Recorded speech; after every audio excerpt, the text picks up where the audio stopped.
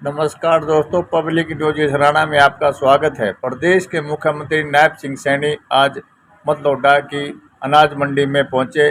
वह हेलीकॉप्टर पर उतरने के बाद उन्होंने सबसे पहले वहां पर माता शीतला के पवित्र स्थल पर दूर से नमस्कार किया और वहीं कृष्णलाल पवार ने कहा कि यहाँ पर माता सीता माता के नाम से प्रसाद का वितरण पहले ही कर दिया गया है, क्योंकि जो माता शीतला पवित्र स्थल है यहाँ पर पहले भूपेंद्र सिंह हुड्डा, जनरल वीके सिंह आदि कई नेता जो हेलीकॉप्टर में मतलौडा की अनाज मंडी में जनसभा करने पहुँचते हैं, वो दोबारा उतरे हुए हेलीकॉप्टर से दोबारा उड़ान नहीं भरते और उनका हेलीकॉप्टर अचानक ख़राब हो जाता है और कई दिनों यहीं खड़ा रहता है।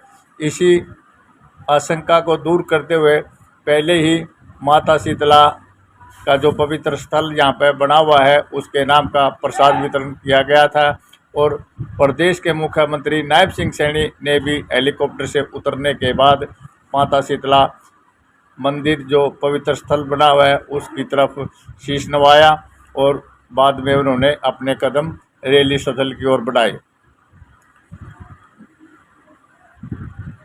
रैली स्थल पर भारी भीड़ देखी गई, जो एक बहुत भारी जनसैलाब था।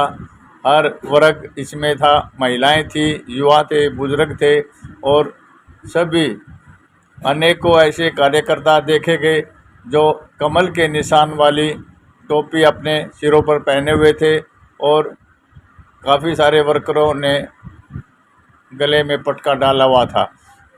नायब सिंह सैनी जब मंच पर पहुंचे तो उन्होंने का जोरदार स्वागत किया गया और भाजपा प्रत्याशी एवं राज्यसभा सांसद श्री कृष्णलाल पवार ने उनको शाल उड़ाकर उनका अभिनंदन किया और उनको गदा भेंट की, जिस पे नायब सिंह सैनी ने गदा को चारों ओर घुमाकर यह संदेश दिया कि आने वाली तीसरी बार भी प्रदेश में भाजपा की सरकार होगी और बाद में बड़ी माला से नायब सिंह सैनी का स्वागत किया गया, जिसमें पार्टी कार्यकर्ताओं भी शामिल हुए और अभिनंदन स्वीकार किया। भाजपा प्रत्याशी एवं राज्यसभा सांसद कृष्णलाल पवार ने आए हुए भारी जन सैलाब को संबोधित करते हुए कहा कि यह आपने साबित कर दिया है कि आने वाली 5 तारीख को फिर से आप लोग अपना एक एक मत भाजपा के पक्ष में देंगे। क्या कहते हैं नेता? मतलौडा की अनाज मंडी में आयोजित भाजपा प्रत्याशी एवं राज्यसभा सांसद कृष्णलाल पवार के पक्ष में प्रदेश के मुख्यमंत्री नायब सिंह सैनी ने एक विशाल जनसभा को संबोधित किया। इस विशाल जनसभा में उमड़े जनसमूह ने यह साबित कर दिया कि प्रदेश में आने वाली तीसरी सरकार भाजपा की होगी और इस रैली से अंदाजा लगाया जा सकता है। और इस विधानसभा के जो हमारे मतदाता, हमारे कार्यकर्ता, समर्थक जो बैठे हैं, संबोधित करें मुख्यमंत्री नायब सैनी। एक जोरदार जयकारे के साथ भारत माता के नाम आगे बढ़ रहा। वैसे कांग्रेस की बौखलाहट भी वो बढ़ती जा रही है। भाइयों, जब मैं देखता हूँ बापू बेटा वो पिछले दिनों से हिसाब मांगते घूम रहे थे और मैंने हरियाणा प्रदेश के लोगों को अपने 56 दिन का जो मुझे कार्य मिला उसका एक दिन, एक घंटे का समय का मैंने हिसाब हरियाणा प्रदेश के लोगों को दिया है।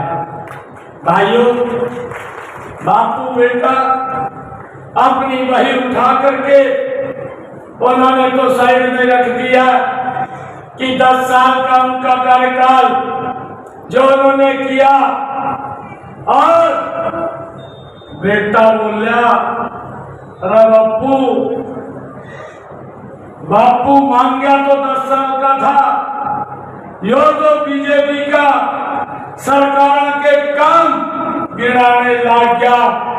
अरे बापू बोलिया अरे चुप हो जा, 10 साल का कोनी, अभी तो 56 दिन का बताया, अगर 10 साल का बता दिया तो हालत खराब हो जाएगी कांग्रेस की। ये इतने काम हमारी सरकार ने किए।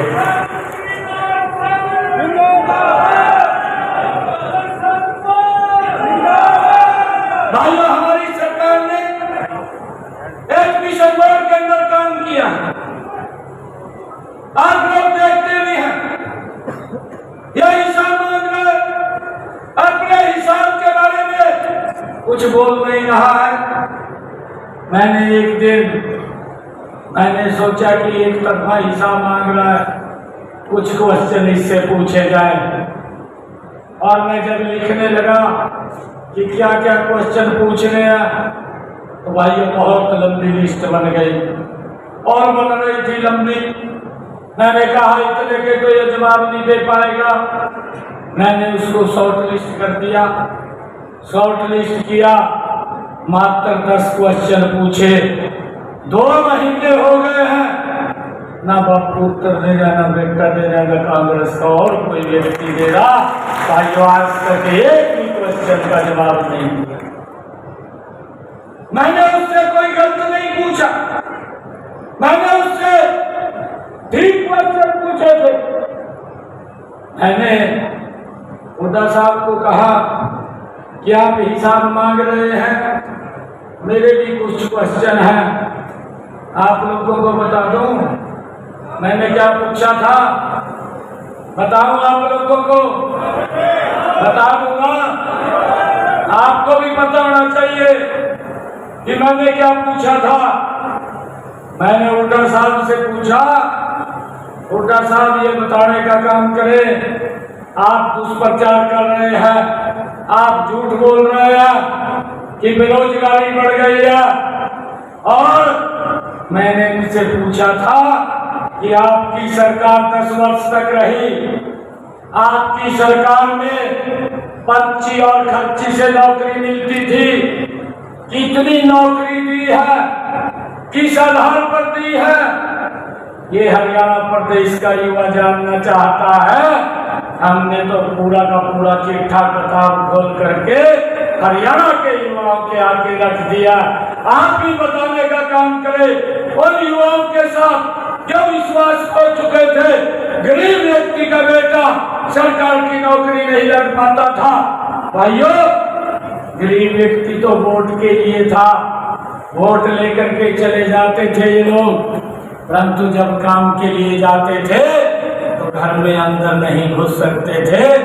ऐसी इनकी कार्यशैली थी, परंतु आज तक कोई जवाब नहीं दिया, आज तक बताया नहीं है कि हमने कितनी नौकरी दी है, किस आधार पर दी है। पर्ची से नौकरी देते थे, खर्ची से नौकरी देते थे, जिसकी टैची में ज्यादा वजन होता था उसको नौकरी मिल जाती थी। आज ना माँ को चिंता है, ना बाप को चिंता है, ना खर्ची से नौकरी है, ना पर्ची से नौकरी है, ना मर्जी से नौकरी है। अगर नौकरी मिलती है युवा की मेहनत पर मिलती है और उसके संघर्ष के ऊपर नौकरी मिलती है, उसके सम्मान को कोई नहीं हटा सकता। भाइयों, हमने 2 गुना ज्यादा कांग्रेस से अपने 10 वर्षों में युवाओं को नौकरी देने का काम किया है। आज मैं जब देखता हूं जो युवा विश्वास खो चुका था, भाइयों, जो युवा विधायक मंत्री मुख्यमंत्री के चक्कर काटता था, आज मेरा मन बड़ा प्रसन्न है। आज हमारा युवा इन 10 वर्षों में ना तो किसी विधायक, ना मंत्री, ना मुख्यमंत्री के चक्कर काटता है। अगर चक्कर काटता है तो कोचिंग सेंटर के चक्कर काटता है। ये हमारे लिए बड़े गर्व की बात है भाई। ये सिस्टम हमने बनाया है। भाइयों, क्या आप लोगों के बीच में आज अपने कृष्ण पवार जी जो यहाँ से आदरणीय मोदी जी ने, आदरणीय जगत प्रकाश नड्डा जी ने इनको कमल का फूल दे करके आपके बीच में भेजा है। मैं आप सब लोगों से इस राणा की सरदारी से आज मैं कृष्ण कुमार के लिए मैं आशीर्वाद मांगने के लिए आया हूँ। मुझे पूर्ण विश्वास है इस राणा की सरदारी पे जब 5 तारीख को वोटिंग होगा, 8 तारीख को रिजल्ट आएगा, बहुत बड़े मार्जिन के साथ कृष्ण कुमार जी कमल का फूल लेकर के आप सबके साथ चंडीगढ़ जाएंगे। और भाइयों, आप लोगों का मैं स्वागत करूंगा।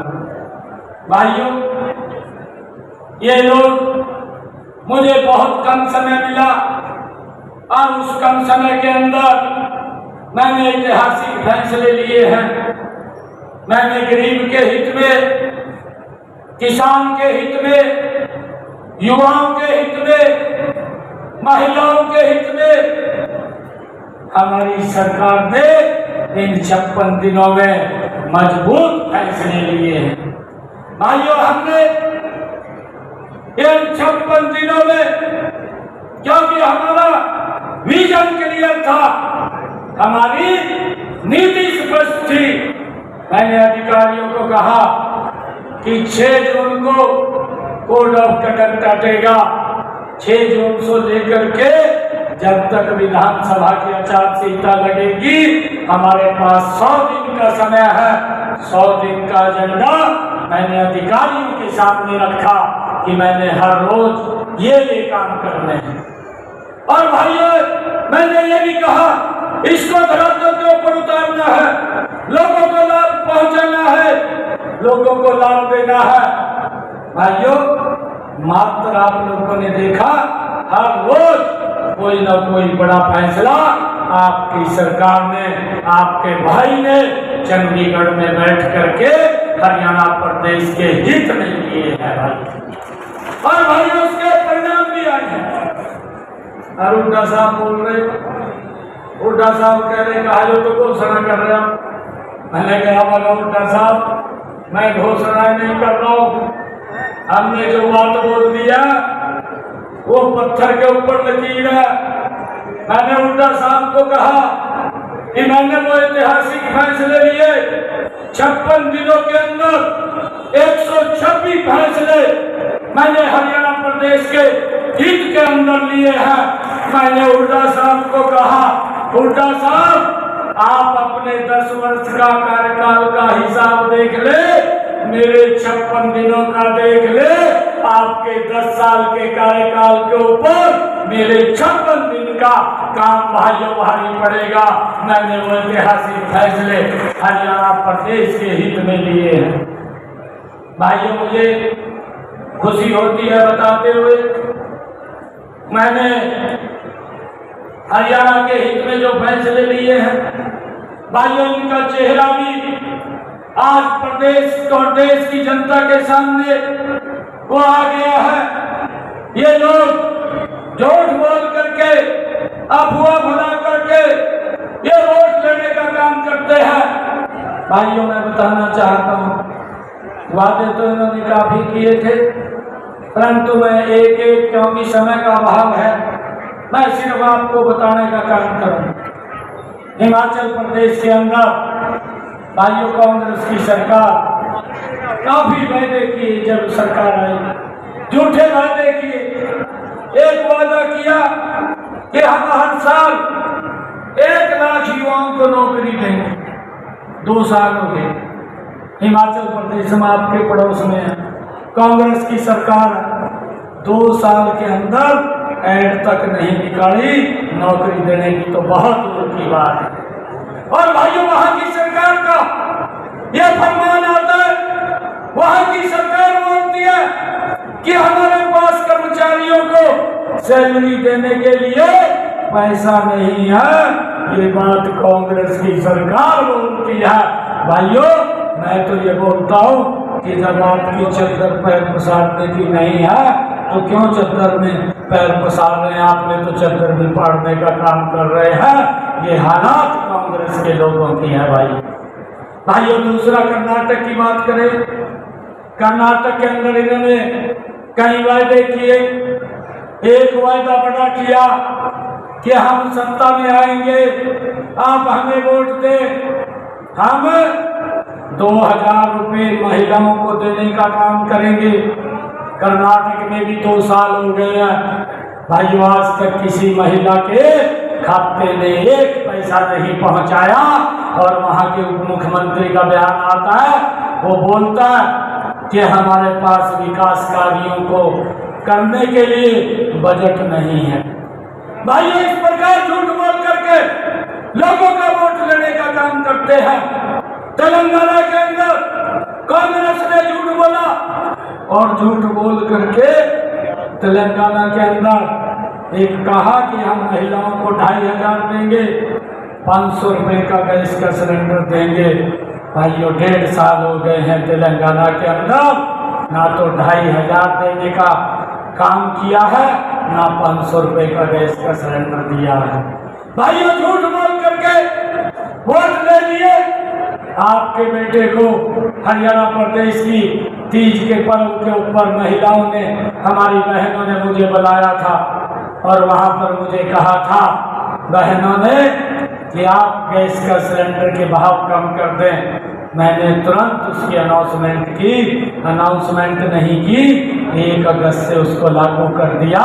हरियाणा प्रदेश के भाइयों 50 लाख परिवारों को गैस का सिलेंडर 500 रुपये में उपलब्ध हो रहा है। ये हमारी सरकार ने भाइयों जो कहा है उसको पूरा किया है।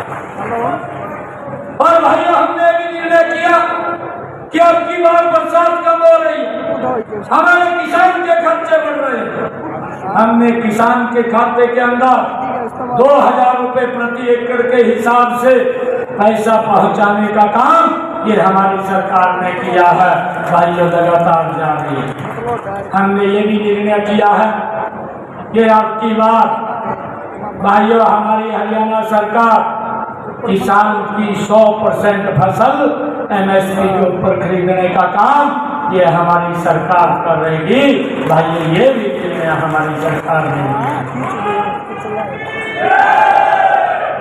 भाइयों, मुझे खुशी है हमारी सरकार एक से बढ़कर के एक निर्णय ले रही है।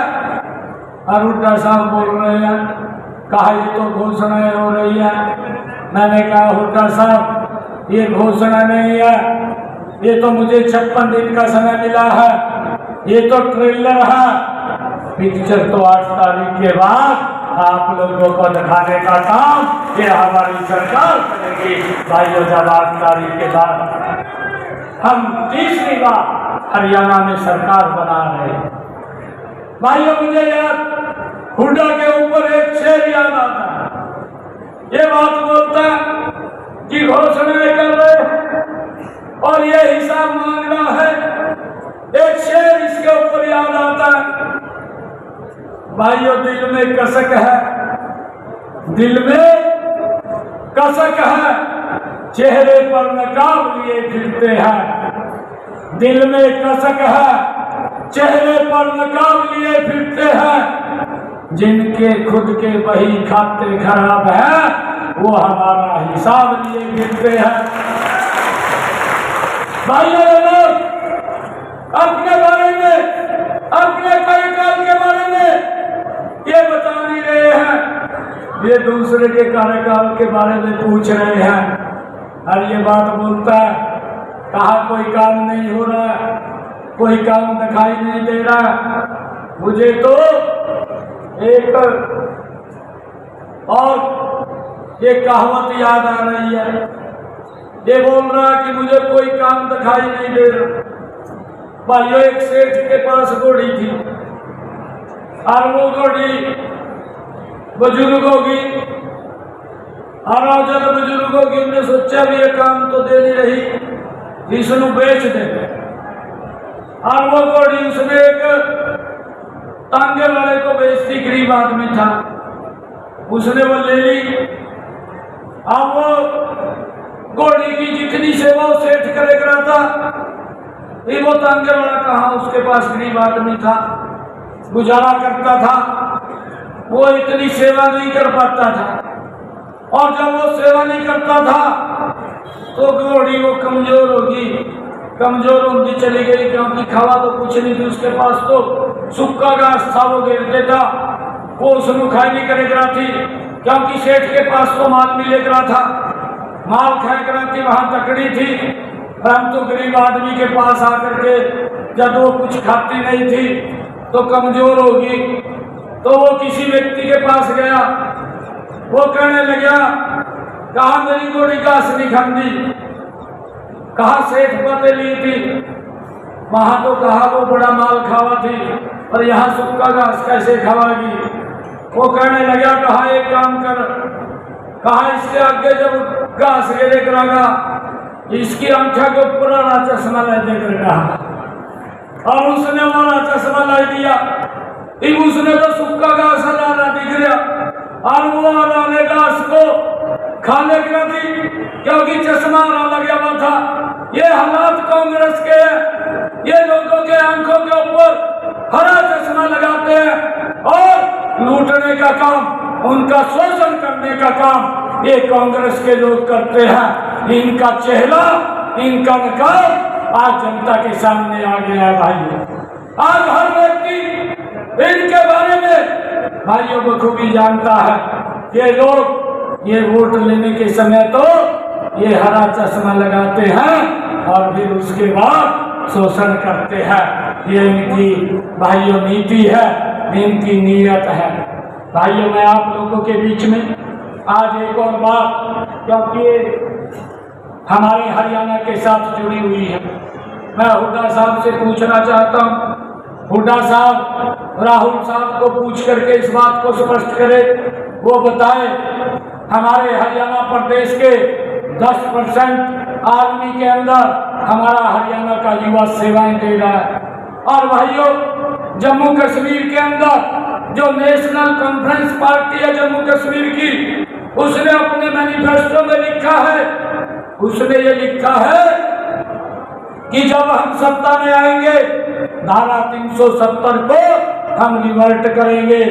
उसने अपने मैनिफेस्टो में लिखा है कि जो आतंकवादी मरे हैं उनको शहीद का दर्जा देंगे। उन्होंने अपने मैनिफेस्टो में ये लिखा है जो अलगाववादी है उनको हम सरकारी नौकरी देंगे। भाइयों ये वहां की सरकार ने अपने मैनिफेस्टो में लिखा है और कांग्रेस ने उसके साथ गठबंधन किया है। हुड्डा साहब इस बात को स्पष्ट करें, हमारे हरियाणा प्रदेश के लगभग हर घर से एक जवान आर्मी में सेवा दे रहा है। भाइयों अगर आप धारा 370 को दोबारा रिवर्ट करने की बात कर रहे हैं, उसके समर्थन की बात कर रहे हैं, हमारे जो नौजवान थे उन नौजवानों के ऊपर आतंकवादी आकर के गोली चलाते थे, उनके ऊपर पत्थरबाजी होती थी, क्या दोबारा वही शासन कांग्रेस लाना चाहती है? इसके बारे में बताने का काम करे, नहीं तो 5 तारीख के बाद जब 8 तारीख आएगी हरियाणा प्रदेश की जनता आप लोगों को सबक सिखा करके यहाँ से बाहर का रास्ता दिखाने का काम करेगी। भाइयों ये लोग किस प्रकार से ऐसी ताकतों के साथ जो इस देश को कमजोर करना चाहते हैं, जो इस देश को तोड़ना चाहते हैं, ये उन लोगों के साथ जाकर के हाथ मिलाने का काम करते हैं, उनको समर्थन देने का काम करते हैं। भाइयों इस बात को भी हमने समझना है। मैं आप लोगों के बीच में आज ये अपील, ये निवेदन लेकर के आया कि हमने पिछले 10 वर्षों में भाइयों मजबूती से हरियाणा को आगे बढ़ाने का काम किया है। अभी आदरणीय प्रधानमंत्री जी ने एक बात कुरुक्षेत्र के अंदर कही थी, उन्होंने कहा तीसरी बार हरियाणा में डबल इंजन की सरकार बन रही है और हरियाणा में हम डबल इंजन की सरकार मिलकर के तीव्र गति से हरियाणा प्रदेश को और गति से आगे बढ़ाने का काम करेंगे। भाइयों चाहे पेंशन की बात हो, आप लोग देख रहे हैं ये हुड्डा साहब झूठ बोलते हैं और इस प्रकार का ये दुष्प्रचार करते हैं कि हम 6,000 रुपया पेंशन देंगे। मैंने हुड्डा साहब को पूछा, हुड्डा साहब ये बताइए आप 10 वर्ष तक मुख्यमंत्री रहे, कितनी पेंशन देते थे बुजुर्गों को, कैसे मिलती थी, ये भी बताने का काम करें। 10 सालों में 500 रुपया पेंशन ये हुड्डा साहब देते थे। हमने 10 सालों में बुजुर्गों को 3000 रुपया पेंशन देने का काम ये हमारी सरकार कर रही है। और भाइयों, इसका हमने महंगाई के साथ जोड़ा है। जैसे जैसे महंगाई बढ़ेगी हमारे बुजुर्गों का सामान भत्ता भी वो बढ़ता चला जाएगा। हमने उसके साथ जोड़ने का काम ये हमारी सरकार ने किया है। भाइयों, ये तो गोलियां देने का काम कर रहे हैं। इन लोगों से बचना भी चाहिए, इन लोगों से बचाना भी चाहिए। भाइयों, मैंने एक क्वेश्चन इनको पूछा था। मैंने ये पूछा था कि आपकी 10 वर्ष सरकार रही, कितने गरीब लोगों को आपने उनका मुफ्त में इलाज कराया, ये भी बताने का काम करें। भाइयों, एक भी व्यक्ति का इन्होंने मुफ्त में इलाज नहीं कराया। मुझे खुशी है हमने 10 वर्षों के अंदर आयुष्मान कार्ड, चिरायु कार्ड जोड़ करके 20 लाख लोगों का भाइयों फ्री में इलाज कराने का काम ये हमारी सरकार ने किया। लगभग 2500 करोड़ रुपए जो गरीब व्यक्ति के पैसा खर्च होना था इलाज के ऊपर, वो पैसा हरियाणा सरकार, डबल इंजन की सरकार ने, आदरणीय मोदी की सरकार ने देने का काम किया है। भाइयों, इस बात को भी हमने समझना है। मैं आप लोगों से एक बात और कहना चाहता हूँ कि कांग्रेस ने इन्होंने एक भर्ती रोको गैंग बना रखी है। भूपेंद्र हुड्डा के इशारे पर काम करती है, कांग्रेस के इशारे पर काम करती है। जब मैंने 100 दिन का एजेंडा बनाया था, उस एजेंडे के अंदर मैंने घोषणा की थी कि मैं 50,000 युवाओं को मैं नौकरी दूंगा। भाइयों, मैंने लगभग 15,000 युवाओं को दो अपॉइंटमेंट लेटर इतने थोड़े से समय में दिए थे और 25,000 के रिजल्ट तैयार थे।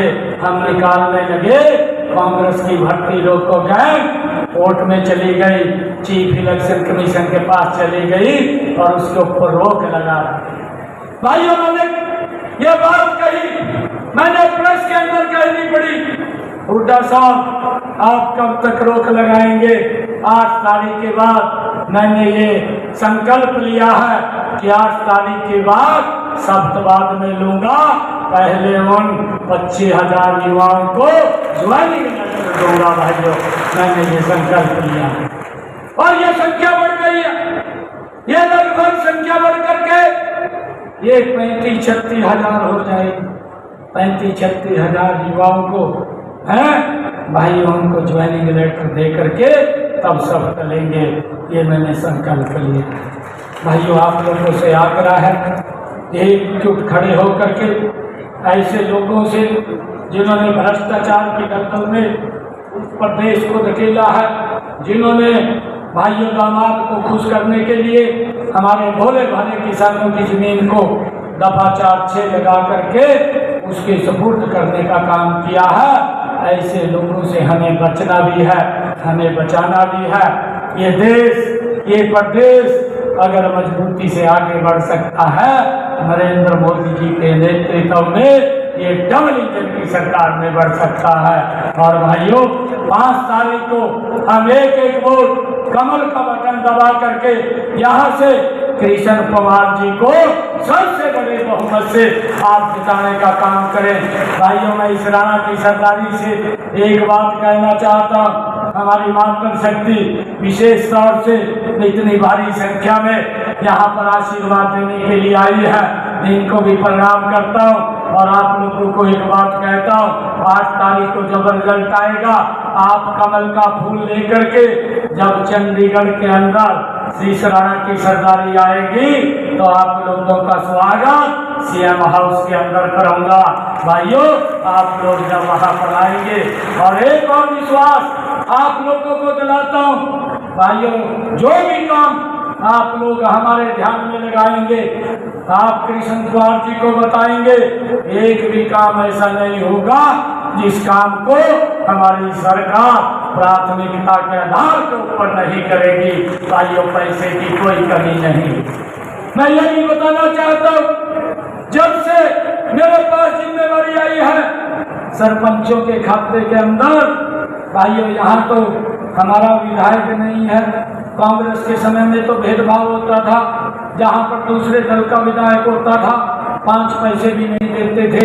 आज आप सरपंचों को पूछ सकते हैं, 30 करोड़ रुपए से ज्यादा सरपंचों के खाते के अंदर डायरेक्ट पहुंचाने का काम ये हमारी सरकार ने किया है। उनके खाते के अंदर पैसा पड़ा है, वो विकास के लिए खर्च कर सकते हैं। और भाई हमने कहा है पैसे की कमी नहीं, जितना मर्जी विकास कार्य वो खर्च करे, उतना पैसा ला करके देने की जिम्मेवारी ये हमारी है। हम विकास के काम को लेकर के कोई दिक्कत नहीं आने देंगे। मैं आप लोगों से आग्रह करूंगा कि हम ये संकल्प लेकर के जाएं और ये आशीर्वाद हमें दे करके जाएं, मुझे भी दे करके जाएं, कृष्ण कुमार जी को भी दे करके जाएं कि 5 तारीख तक हम घर नहीं बैठेंगे, बाहर भी जहाँ कहीं हमारे रिश्तेदार हैं, मित्र प्यारे हैं, भाई उनसे फोन करके कमल के बटन को दबाने का काम करें। और 8 तारीख को रिजल्ट आएगा, हरियाणा में तीसरी बार भारतीय जनता पार्टी की सरकार बन रही है। इसके लिए आप लोगों का आशीर्वाद हम यहाँ इसराना में लेने के लिए आए। आप सबका बहुत बहुत धन्यवाद। एक जोरदार जयकारे के साथ भारत माता के, भारत माता के वंदे वंदे। बहुत बहुत धन्यवाद आप सबका।